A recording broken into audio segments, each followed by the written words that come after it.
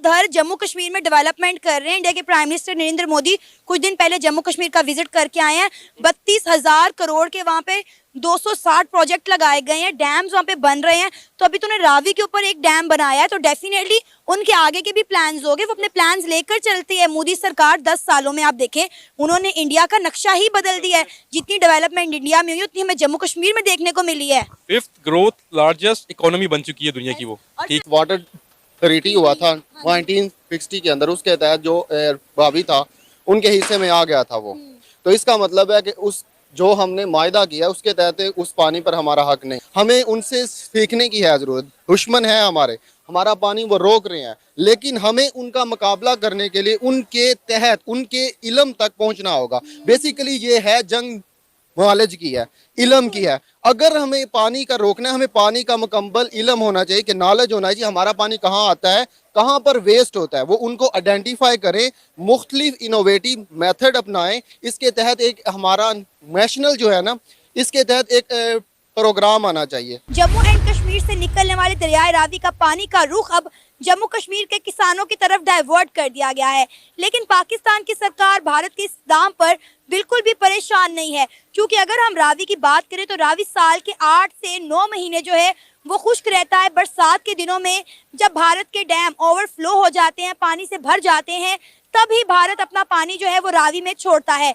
लेकिन अगर भारत ने सिंतास मुआहदे की खिलाफ वर्जी करते हुए जम्मू कश्मीर से निकलने वाले बाकी दरियाओं का पानी भी पाकिस्तान के लिए बंद कर दिया तो पाकिस्तान की आवाम बूंद बूंद को तरस जाएगी, क्योंकि पाकिस्तान की सरकार ने डैम्स नहीं बनाए।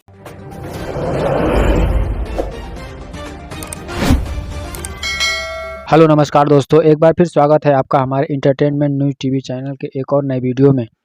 जैसा कि वीडियो क्लिप में सुना कि रावी नदी का पानी रोक दिया गया है। जो पानी पाकिस्तान जाता था अब वो पानी जम्मू कश्मीर के खेतों की सिंचाई में काम लिया जाएगा। ये फैसला भारत सरकार का है। जो 45 वर्षों से रावी नदी पर जो बांध बनाने का कार्य चल रहा था वो कार्य पूरा हो चुका है और अब पाकिस्तान को पानी की कमी महसूस होने चालू हो गया है।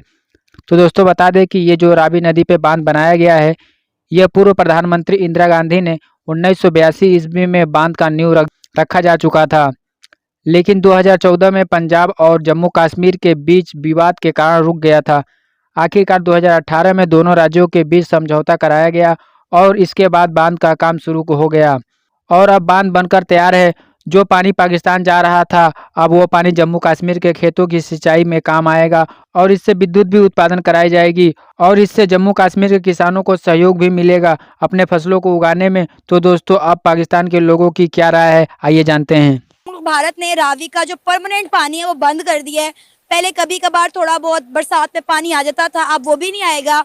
उन्होंने वो सारा पानी जम्मू कश्मीर के किसानों और उनकी तरफ जो है मोड़ दिया है। क्या कहना चाहेंगे, क्या इससे पाकिस्तान को कोई फर्क पड़ता है? नहीं, फर्क इससे बिल्कुल नहीं पड़ता, क्योंकि जो इंडस वाटर ट्रीटी हुआ था 1960 के अंदर, उसके तहत जो रावी था उनके हिस्से में आ गया था वो। तो इसका मतलब है कि उस जो हमने मायदा किया उसके तहत उस पानी पर हमारा हक नहीं है। ठीक है, तो वो यूटिलाइज कर सकते हैं उसका। लेकिन जो हमारे हिस्से के 3 दरिया हैं, बेसिकली हमारे हिस्से में आता है इंडस आता है, इसके अलावा झेलम आता है, तो हमें उन पर काम करना चाहिए। और इसके अलावा हमें बहुत सारे इनोवेटिव मेथड जो अपनाने की है ज़रूरत। जो पानी हमारे 3 दरियाओं का जो हमारे हिस्से में आता है, अगर उसको हम सही तरीके से यूटिलाइज जब कर लेंगे तो चाहे वो पानी रोके या ना रोके कोई फर्क नहीं। आपने ये देखा होगा जो सैलाब आता है तो कितना पानी हमारा वेस्ट हो जाता है, उसकी मैनेजमेंट की जरूरत है। डैम्स नहीं है ना जी, डैम्स बेसिकली वही मैं बात करने वाला हूँ कि डैम्स नहीं है। इसके अलावा काफ़ी इनोवेटिव मेथड है। हमारे पास जो बारिश का पानी होता है उसे कहते हैं रेन वाटर हार्वेस्टिंग, तो वो भी हमें करने की ज़रूरत है। आप इंडिया में देखें बहुत सारे प्रोजेक्ट ऐसे हैं, उन्होंने जो बारिश का पानी होता है उसको मसनूही तौर पर किस तरह उन्होंने उसको पीक पे मेगन टेक्नोलॉजी को यूज़ करते हुए उन्होंने यूटिलाइज किया है। उनकी एग्रीकल्चर प्रोडक्टिविटी बहुत इंक्रीज हुई है। हमें उनसे सीखने की है ज़रूरत। दुश्मन है हमारा पानी वो रोक रहे हैं, लेकिन हमें उनका मुकाबला करने के लिए उनके तहत उनके इल्म तक पहुंचना होगा। बेसिकली ये है जंग नॉलेज की है, इल्म की है। अगर हमें पानी का रोकना है, हमें पानी का मुकम्मल इल्म होना चाहिए कि नॉलेज होना चाहिए हमारा पानी कहाँ आता है, कहाँ पर वेस्ट होता है, वो उनको आइडेंटिफाई करें, मुख्तलिफ इनोवेटिव मेथड अपनाएं। इसके तहत एक हमारा नेशनल जो है ना, इसके तहत एक प्रोग्राम आना चाहिए। अच्छा, पानी सर, से अभी related बात होगा। की कि 3 जो दरिया हैं जिनके आपने नाम लिए, सतलुज, झेलम और इंडस रिवर, आप ये तीनों कहाँ से आते हैं? तो ये भी इंडिया से बेसिकली जम्मू कश्मीर से। जी, जम्मू और तो अगर इंडिया ने सिंतास मुआहदे की खिलाफ वर्जी की और इन तीनों का भी पानी रोक दिया, हमने तो डैम नहीं बनाए ना, हमारा तो कोई बैकअप नहीं है।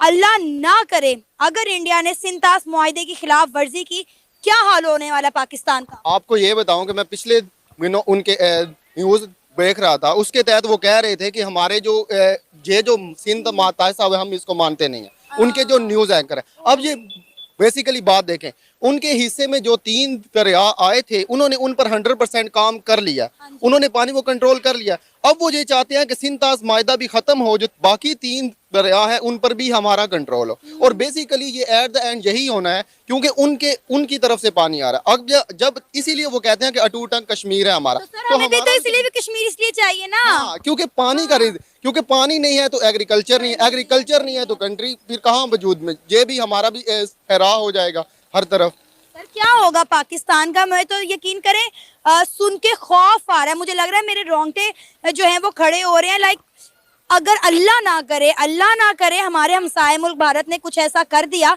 हम तो बूंद बूंद को तरस जाएंगे। तो ये है, ये ऐसा होना तो है, तो हमें इसके लिए पहले से तय करना चाहिए, अपना दिमाग तैयार कर लेना चाहिए, ज़हन बना लेना चाहिए कि इनोवेटिव मेथड वो कौन से हैं, जब ऐसा होगा तो हम क्या कर सकते। लेकिन वो बेसिकली अभी नहीं कर सकता, ठीक है, अभी उसके पास इतना स्ट्रक्चर नहीं है। लेकिन जैसे जैसे टेक्नोलॉजी इंक्रीज हो रही है तो बेसिकली ये मुमकिन हो सकता है। जम्मू कश्मीर में आप देखें वो कितनी डेवलपमेंट कर रहे हैं, डैम्स पे डैम बन रहे हैं। इंडिया ने पूरी दुनिया में ये साबित कर दिया है कि जम्मू कश्मीर भारत का अटूट अंग है। अभी रिसेंट इंडिया के प्राइम मिनिस्टर नरेंद्र मोदी गए हैं, वहाँ पे 32,000 करोड़ का इन्वेस्टमेंट करके आए हैं, 260 नए प्रोजेक्ट बन रहे हैं, उनमें से डेफिनेटली डैम्स और ये डेवलपमेंट की चीजें भी तो होंगी ना। बेसिकली आपको मैं बताता हूँ, उनका जो है ना वजीर है पानी का, तो वो बेसिकली एक्सपर्ट है टनल का, पहाड़ों के अंदर जो सुरंगें होती हैं ना, उनका वो एक्सपर्ट है। तो हमारा जो पानी और ये बिजली का वजीर है, वो किस में एक्सपर्ट है? बातें करने में। टेक्निकल बंदा, जो टेक्निकल जो हमारी फील्ड है, उस फील्ड का बंदा जब तक एक्सपर्ट नहीं उसमें आएगा, वो कुछ नहीं हो सकता उसका। बेसिकली यही हमारा फॉल्ट है, हम इनोवेटिव साइंटिफिक सोसाइटी को नहीं मार रहे। जब तक टेक्नोलॉजी में हम आगे नहीं जाएंगे, हमारा कुछ भी नहीं हो सकता। अगर आज हमें डर है कि भारत पाकिस्तान का पानी बंद कर देगा या पाकिस्तान का रावी का पानी बंद होने की वजह से हमारे इर्द गिर्द के जो वहां पर रहने वाले लोग हैं उनको मसला पेश आएगा, तो सबसे बड़ा सवाल तो पहले हमारी सरकार के ऊपर है ना, कि हमने डैम्स क्यों नहीं बनाए। बिल्कुल सही कह रही हैं आप।